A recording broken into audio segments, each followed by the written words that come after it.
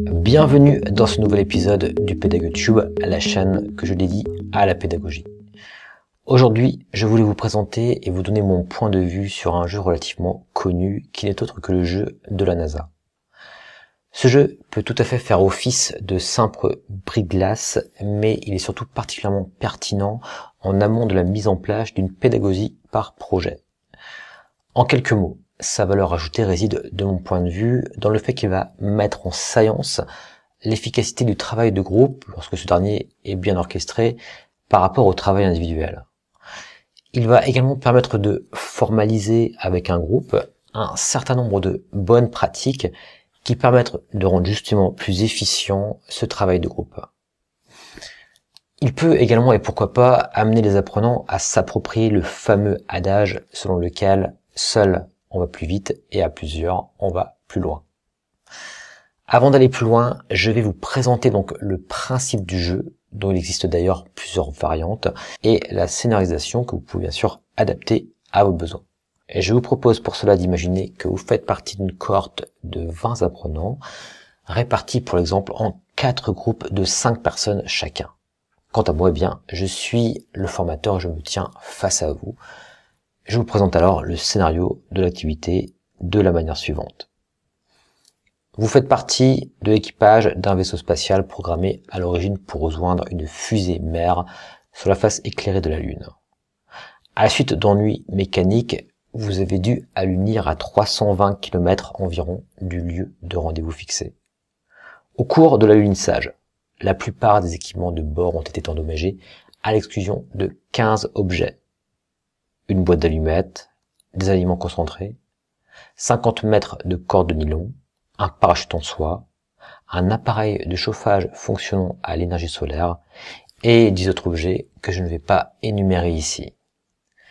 Il est vital pour votre équipage de rejoindre la fusée mère et vous devez choisir l'équipement indispensable pour ce long voyage. L'exercice consiste donc à classer les 15 objets par ordre de première nécessité. Pour ce faire, vous devez respecter 3 phases scrupuleusement minutées.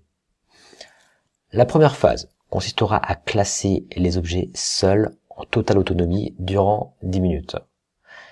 Il est important durant cette phase d'éviter tout échange et de vraiment jouer le jeu. Une fois que chaque personne a terminé son classement individuel, vous pouvez alors passer à la phase numéro 2 qui consiste quant à elle à effectuer un nouveau classement, mais cette fois de manière collective durant 45 minutes. Cette phase est donc environ 3 fois plus longue que la précédente. Dans une troisième phase enfin, une fois le classement collectif terminé, vous comparez à l'aide des réponses exactes, car il y a effectivement un classement qui fait consensus au sein de la NASA, l'écart entre les bonnes réponses et vos réponses individuelles dans un premier temps, puis vous mesurez à nouveau l'écart entre ces mêmes bonnes réponses en les comparant cette fois avec les réponses collectives. Cela permettra notamment de savoir si le groupe a été plus efficace que les individus isolés. Voilà en gros de quelle manière il peut être pertinent de présenter le jeu. Attention toutefois, souvent la phase numéro 3 est source d'erreur et d'incompréhension. Pour être certain que tout est clair de votre côté, je vais simuler le remplissage de l'annexe à distribuer à chaque personne et me mettre donc dans la peau d'un apprenant. J'effectue dans un premier temps mon classement individuel en 10 minutes pour rappel. Ensuite, à l'aide de mon groupe, nous nous mettons d'accord sur un nouveau classement que chaque étudiant doit reprendre dans la colonne adéquate. 45 minutes environ pour rappel. Le formateur distribue alors à chaque étudiant les bonnes réponses avec les explications de la NASA.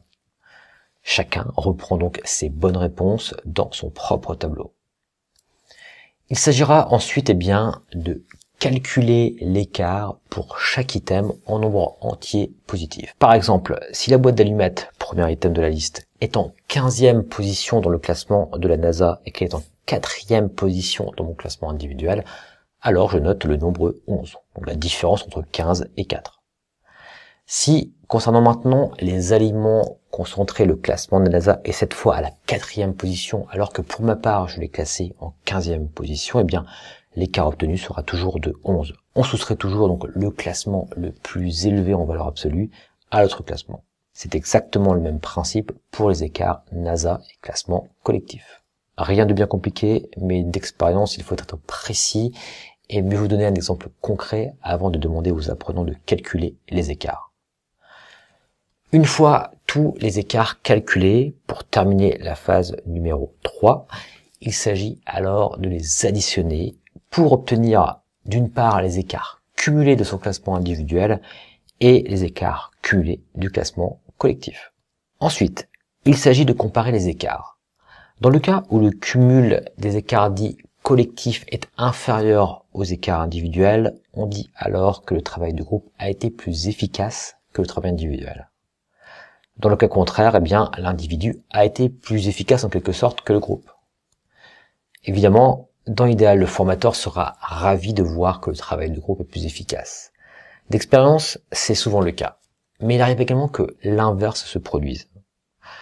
Ceci dit, rassurez-vous, peu importe le résultat, l'important est surtout de s'appuyer sur l'expérience vécue pour échanger avec des apprenants et essayer de comprendre pourquoi le travail de groupe a ou non fonctionné par rapport au travail individuel.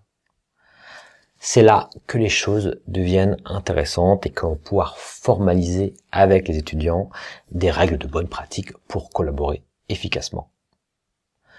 Pour cela, je conseille tout d'abord avec le groupe entier de poser successivement des questions aux équipes sur la manière dont ils ont collaboré. Les apprenants pourront ensuite débattre librement avec le formateur. Voici quelques idées de questions que vous pouvez reprendre. Est-ce que l'équipe a fait usage d'une stratégie pour classer les items? Par exemple, est-ce qu'ils ont classé séparément les éléments vitaux, utiles, inutiles, etc. Est-ce que chaque participant a eu la possibilité de s'exprimer? Chaque participant écoutait-il les suggestions venant des autres ou cherchait-il à imposer sa propre liste? Y a-t-il eu des phénomènes de leadership, de conflit ou de regroupement à l'intérieur de l'équipe? Combien de temps ont demandé les différentes décisions? Certaines équipes ont-elles adopté des modes de décision tels que la loi de la majorité, les concessions réciproques ou le hasard? Ont-ils fait preuve de créativité, etc. Une fois ceci fait, vous pouvez passer à la thématique des décisions individuelles versus collectives. Encore une fois, dans la majorité des cas, les équipes obtiennent des résultats meilleurs que les personnes qui la composent. Ceci est surtout dû à l'élimination des erreurs par l'échange des connaissances entre participants. Je pense notamment aux pièges que constituent par exemple tous les items ne fonctionnant que sur Terre grâce à l'oxygène, comme par exemple les boîtes d'allumettes, qui sont bien sûr inutilisables sur la Lune. Il arrive également très fréquemment qu'une personne sans compétences techniques particulières dans le domaine spatial obtienne des résultats meilleurs que l'équipe dans son ensemble. En effet, l'utilisation des 15 objets pour atteindre les deux objectifs essentiels, qui sont donc survivre et se déplacer, est moins fonction des connaissances techniques que de la clarté avec laquelle ces deux objectifs sont perçus et exprimés, et de l'invention dont chacun peut faire preuve pour utiliser de façon imprévue, dans un contexte nouveau, les objets à sa disposition. De manière empirique, on observera également que le résultat collectif est corrélativement meilleur lorsque le mode de prise de décision permet l'utilisation de toutes les ressources du groupe. En ce sens, le mode de décision consensuel, par exemple, donne de meilleurs résultats dans l'ensemble que le mode de décision à la majorité. Au passage, si vous disposez d'un grand groupe, il peut être intéressant d'ailleurs de créer un rôle observateur. Il arrive également que des participants connaissent le jeu. Dans ce cas, mieux vaut donc les mettre à contribution dans ce rôle observateur plutôt que comme participants. Une fois les échanges terminés, vous pouvez distribuer aux participants certaines règles de bonne pratique en matière de collaboration. Cela peut être considéré en quelque sorte comme l'aspect cours ou connaissance de l'activité. Voici quelques règles de bonne pratique que vous pouvez mettre en séance. Bonne pratique numéro 1. Éviter d'imposer violemment son avis, proposer son point de vue de façon aussi logique et lucide que possible, mais écouter attentivement les réactions des autres participants et les reformuler avant d'insister sur sa propre position. Bonne pratique numéro 2.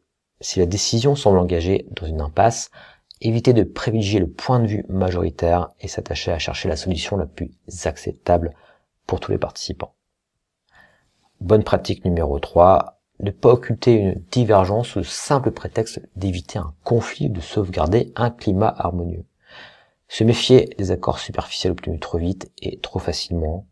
Ne soutenir que les positions qui reposent sur des bases à la fois logiques et objectives. Bonne pratique numéro 4, éviter les formules toutes faites de résolution de conflits telles que la loi de la majorité, le hasard ou l'échange de concessions. Si un opposant finit par céder sur un point, ne pas considérer qu'il est indispensable de le récompenser en cédant sur un autre point, par exemple. Enfin, la bonne pratique numéro 5, qui est plutôt donc un constat empirique, les divergences d'opinion sont normales et inévitables. Dans la mesure où ces divergences offrent au groupe un éventail très large d'informations et d'opinions, elles représentent donc un gage de réussite pour la décision finale. Au passage, je mettrai en lien de cette vidéo l'adresse du document issu de l'Académie de Dijon, qui donc m'a aidé à préparer une séance du jeu et à réaliser par la même occasion cette vidéo. Cela vous permettra d'avoir tout le nécessaire clé en main pour préparer votre séance. Maintenant, pour vous donner une opinion plus personnelle sur le jeu, je dirais qu'un avantage indéniable et très pragmatique par rapport à d'autres jeux collaboratifs, comme par exemple le célèbre jeu du Marshmallow Challenge, est la simplicité de préparation et de mise en place du jeu de la NASA. Il ne nécessite en effet pas de matériel particulier, mais je vous conseille toutefois de faire travailler les apprenants sur papier et d'imprimer pour chacun l'ensemble des documents. Comptez également 2 heures minimum, sinon vous manquerez de temps pour les échanges, qui est de mon point de vue le moment où les apprenants intègrent en quelque sorte de nouvelles connaissances. De manière pratique, après l'explication du scénario et des règles du jeu, vous distribuerez l'annexe 1 contenant la liste des 15 objets et l'annexe 2, c'est-à-dire le tableau qu'ils devront compléter. Une fois que le classement est terminé, vous pouvez distribuer l'annexe 5 et le classement des experts de la NASA, ainsi que l'annexe 4, qui est un autre tableau dont je n'ai pas encore parlé, et dont le but est de faire apparaître la moyenne des résultats individuels du groupe, le meilleur résultat ainsi que le résultat après discussion. C'est un complément au premier tableau qui permet parfois de rendre compte qu'un membre du groupe, celui qui a souvent d'ailleurs le meilleur résultat, n'a pas été assez entendu ou qu'il s'est lui-même par exemple censuré. De mon point de vue, le jeu n'est cependant pas non plus exempt de défauts. Il commence notamment à dater un peu et les technologies présentées sont anciennes, ce qui est préjudiciable au réalisme de l'activité. L'un des risques de l'activité est également de tomber dans des propos un petit peu trop consensuels ou démagogues, comme on dit. Notamment lorsqu'on aborde la question des bonnes pratiques à adopter au sein d'un groupe, comme l'écoute active, la recherche de consensus, etc. Il me semble important de préciser que ce ne sont là que des recommandations et qu'il n'y a pas de manière idéale de collaborer. Tout dépend du contexte et finalement à l'épreuve du réel, il n'est pas toujours aisé de suivre tous les conseils à la lettre. Je dirais que l'activité est surtout l'occasion de remettre en question ses propres pratiques et de les faire évoluer dans le bon sens. Enfin, il me semble également important de préciser que parfois le travail individuel est nécessaire et que la collaboration n'est pas toujours la panacée. Je pense notamment à l'écriture d'un roman, par exemple, qui repose principalement sur l'auteur, même s'il peut se faire aider. Il s'agit surtout d'évaluer la faisabilité d'un projet en solo, et force est ensuite de constater que plus ce dernier sera ambitieux et plus il nécessitera de collaboration et donc de travail en équipe. On en revient alors au fameux adage « seul on va plus vite et ensemble on va plus loin ». Une dernière chose pour terminer.